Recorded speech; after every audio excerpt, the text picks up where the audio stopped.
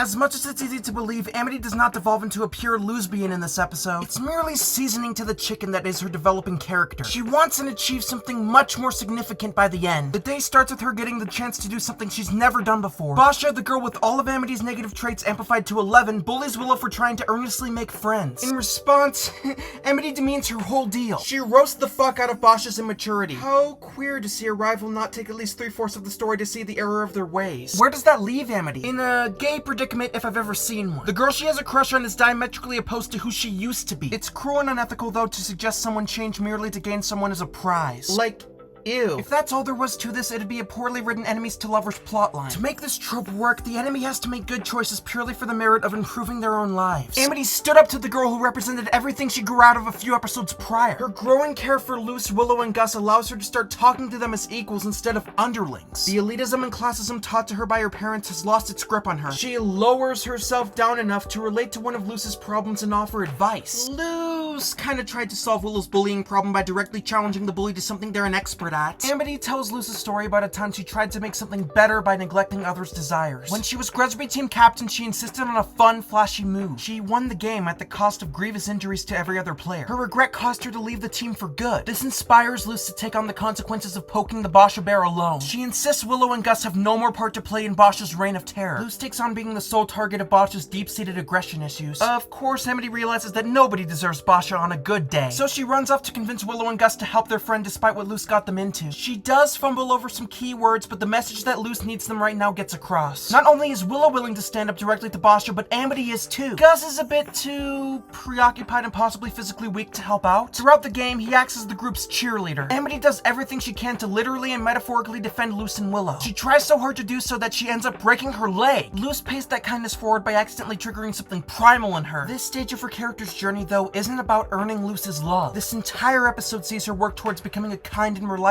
person. Luce and Co recognize how far she's come and choose to allow her into the group officially by the end.